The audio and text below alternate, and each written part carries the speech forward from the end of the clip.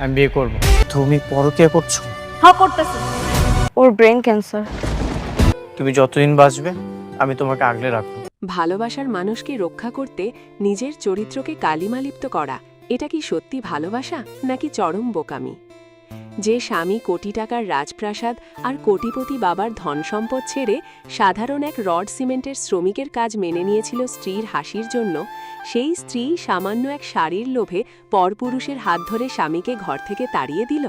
কিন্তু অপেক্ষা করুন, দৃশ্যপট যতটা সহজ মনে হচ্ছে, সত্যটা কিন্তু তার চেয়েও হাজার গুণ বেশি ভয়াবহ ও হৃদয় বিদারক। প্রথম দেখাতেই যার প্রেমে পড়ে যৌতুকের হাত থেকে বাঁচাতে বিয়ে করেছিল আদনান। পরিবারের সব বাধা, বাবার তীব্র অপমান আর রাতারাতি শূন্যে নেমে আসা জীবন, কোনো কিছুই দমাতে পারেনি আদনানের ভালোবাসা। কিন্তু হুট করেই বদলে গেল সালমার রূপ। রাস্তায় নোমান নামের এক অপরিচিত ছেলের দেওয়া শাড়ি নিয়ে বাড়ি ফেরা আর আদনানের সাথে অনবরত ঝগড়া করা। তুই আমারে কি দিতে পারছিস, বাজার করার টাকাই তো নাই। যে মুখে একদিন ভালোবাসার প্রতিশ্রুতি ছিল, সেই মুখে এমন বিষাক্ত কথা। কিন্তু কেন? একজন মেয়ে রাতারাতি এতটা নির্দয় আর লোভী কিভাবে হয়ে যেতে পারে? নাকি এই বেইমানির পেছনে লুকিয়ে আছে কোনো নির্মম সত্য? গল্পের সবচেয়ে বড় মাস্টার স্ট্রোক উন্মোচিত হয় ঠিক তখনই, যখন ভাঙা মন নিয়ে আদনান বাবার কাছে ফিরে যায়। কিন্তু নিয়তির খেলা তখনও বাকি ছিল। নোমানের কাছে গিয়ে যখন সত্যের মুখোমুখি হওয়া গেল, তখন উদ্ঘাটিত হলো এক বুক ফাটা বাস্তবতা। সালমা কোনো প্রতারক নয়, সালমা আক্রান্ত হয়েছে মরণ ব্যাধি ব্রেন ক্যান্সারে। ডাক্তার তাকে জানিয়ে দিয়েছে তার হাতে সময় খুব কম। আদনান যেন তার মৃত্যুর পর আজীবন কষ্টে মা তিলে তিলে শেষ হয়ে যায়, সে যেন সালমাকে ঘৃণা করে নিজের সমৃদ্ধ জীবনে ঘিরে যেতে পারে, ঠিক সেই কারণেই সালমা নোমানকে সাথে নিয়ে নিজের বেইমানির এই নাটক সাজিয়েছিল। নিজের ভালোবাসার মানুষকে মুক্ত করতে গিয়ে নিজেকেই বানিয়েছিল এক বেইমান নারী। যখন আদনান দৌড়ে সালমার কাছে ফিরে আসে, ততক্ষণে সালমার শরীর মৃত্যুর কোলে ঢলে পড়ার অপেক্ষায়। তাদের এই আবেগ ঘন কান্না আর বুকে জড়িয়ে ধরার দৃশ্য যে কোনো মানুষের চোখে পানি আনতে বাধ্য। কিন্তু প্রশ্ন হলো, গল্প কি এখানেই শেষ? একদমই না। আগামী পর্বে আসতে চলেছে গল্পের সবচেয়ে বড় এবং চাঞ্চল্যকর মোড়। প্রথমত, ক্যান্সার কি সত্যিই শেষ পর্যায়ে, নাকি পেছনে রয়েছে কোনো ভুল রিপোর্ট বা বড় কোনো চক্রান্ত? দ্বিতীয়ত, আদনানের কোটিপতি বাবার কি ভূমিকা হতে যাচ্ছে? ছেলে যখন সব সত্য জেনে পেরে আবার বস্তিতে সালমার কাছে ফিরে গেল, এবার কি অহংকারী আফতাব চৌধুরী সালমার চিকিৎসার দায়িত্ব নিবে, নাকি আদনানকে চিরতরে ত্যায্যপুত্র ঘোষণা করবে? আর সবচেয়ে বড় প্রশ্ন, সালমা কি বেঁচে ফিরবে?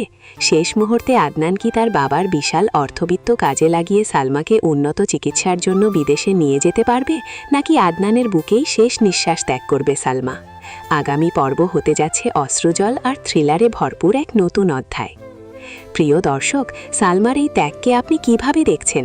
নিজের স্বামীর ভালোর জন্য মিথ্যা বেইমানির নাটক করাটা কি সালমার সঠিক সিদ্ধান্ত ছিল, নাকি আদনানকে সব খুলে বলা উচিত ছিল? আপনার মূল্যবান মতামতটি এখনই কমেন্ট বক্সে লিখে জানান।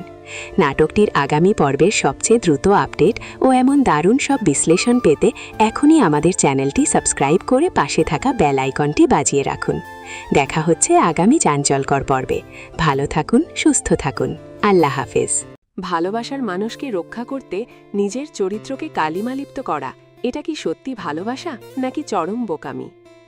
যে স্বামী কোটি টাকার রাজপ্রাসাদ আর কোটিপতি বাবার ধন সম্পদ ছেড়ে সাধারণ এক রড সিমেন্টের শ্রমিকের কাজ মেনে নিয়েছিল স্ত্রীর হাসির জন্য, সেই স্ত্রী সামান্য এক শাড়ির লোভে পরপুরুষের হাত ধরে স্বামীকে ঘর থেকে তাড়িয়ে দিল। কিন্তু অপেক্ষা করুন, দৃশ্যপট যতটা সহজ মনে হচ্ছে, সত্যটা কিন্তু তার চেয়েও হাজার গুণ বেশি ভয়াবহ ও হৃদয় বিদারক।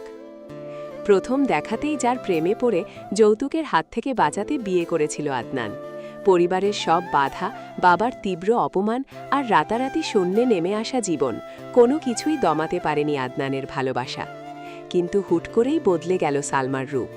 রাস্তায় নোমান নামের এক অপরিচিত ছেলের দেওয়া শাড়ি নিয়ে বাড়ি ফেরা আর আদনানের সাথে অনবরত ঝগড়া করা। তুই আমারে কি দিতে পারছিস, বাজার করার টাকাই তো নাই। যে মুখে একদিন ভালোবাসার প্রতিশ্রুতি ছিল, সেই মুখে এমন বিষাক্ত কথা। কিন্তু কেন? একজন মেয়ে রাতারাতি এতটা নির্দয় আর লোভী কিভাবে হয়ে যেতে পারে? নাকি এই বেইমানির পেছনে লুকিয়ে আছে কোনো নির্মম সত্য? গল্পের সবচেয়ে বড় মাস্টার স্ট্রোক উন্মোচিত হয় ঠিক তখনই, যখন ভাঙা মন নিয়ে আদনান বাবার কাছে ফিরে যায়। কিন্তু নিয়তির খেলা তখনও বাকি ছিল। নোমানের কাছে গিয়ে যখন সত্যের মুখোমুখি হওয়া গেল, তখন উদ্ঘাটিত হলো এক বুক ফাটা বাস্তবতা। সালমা কোনো প্রতারক নয়, সালমা আক্রান্ত হয়েছে মরণ ব্যাধি ব্রেন ক্যান্সারে। ডাক্তার তাকে জানিয়ে দিয়েছে তার হাতে সময় খুব কম। আদনান যেন তার মৃত্যুর পর আজীবন কষ্টে মা তিলে তিলে শেষ হয়ে যায়, সে যেন সালমাকে ঘৃণা করে নিজের সমৃদ্ধ জীবনে ঘিরে যেতে পারে, ঠিক সেই কারণেই সালমা নোমানকে সাথে নিয়ে নিজের বেইমানির এই নাটক সাজিয়েছিল। নিজের ভালোবাসার মানুষকে মুক্ত করতে গিয়ে নিজেকেই বানিয়েছিল এক বেইমান নারী। যখন আদনান দৌড়ে সালমার কাছে ফিরে আসে, ততক্ষণে সালমার শরীর মৃত্যুর কোলে ঢলে পড়ার অপেক্ষায়। তাদের এই আবেগঘন কান্না আর বুকে জড়িয়ে ধরার দৃশ্য যে কোনো মানুষের চোখে পানি আনতে বাধ্য। কিন্তু প্রশ্ন হলো, গল্প কি এখানেই শেষ? একদমই না। আগামী পর্বে আসতে চলেছে গল্পের সবচেয়ে বড় এবং চাঞ্চল্যকর মোড়। প্রথমত, ক্যান্সার কি সত্যিই শেষ পর্যায়ে, নাকি পেছনে রয়েছে কোনো ভুল রিপোর্ট বা বড় কোনো চক্রান্ত? দ্বিতীয়ত, আদনানের কোটিপতি বাবার কি ভূমিকা হতে যাচ্ছে? ছেলে যখন সব সত্য জেনে পেরে আবার বস্তিতে সালমার কাছে ফিরে গেল, এবার কি অহংকারী আফতাব চৌধুরী সালমার চিকিৎসার দায়িত্ব নিবে, নাকি আদনানকে চিরতরে ত্যায্যপুত্র ঘোষণা করবে? আর সবচেয়ে বড় প্রশ্ন, সালমা কি বেঁচে ফিরবে? শেষ মুহূর্তে আদনান কি তার বাবার বিশাল অর্থবিত্ত কাজে লাগিয়ে সালমাকে উন্নত চিকিৎসার জন্য বিদেশে নিয়ে যেতে পারবে, নাকি আদনানের বুকেই শেষ নিঃশ্বাস ত্যাগ করবে সালমা? আগামী পর্ব হতে যাচ্ছে অশ্রুজল আর থ্রিলারে ভরপুর এক নতুন অধ্যায়। প্রিয় দর্শক, সালমার এই ত্যাগকে আপনি কিভাবে দেখছেন? নিজের স্বামীর ভালোর জন্য মিথ্যা বেইমানির নাটক করাটা কি সালমার সঠিক সিদ্ধান্ত ছিল, নাকি আদনানকে সব খুলে বলা উচিত ছিল? আপনার মূল্যবান মতামতটি এখনই কমেন্ট বক্সে লিখে জানান। নাটকটির আগামী পর্বের সবচেয়ে দ্রুত আপডেট ও এমন দারুণ সব বিশ্লেষণ পেতে এখনই আমাদের চ্যানেলটি সাবস্ক্রাইব করে পাশে থাকা বেল আইকনটি বাজিয়ে রাখুন। দেখা হচ্ছে আগামী চাঞ্চল্যকর পর্বে। ভালো থাকুন, সুস্থ থাকুন। আল্লাহ হাফেজ।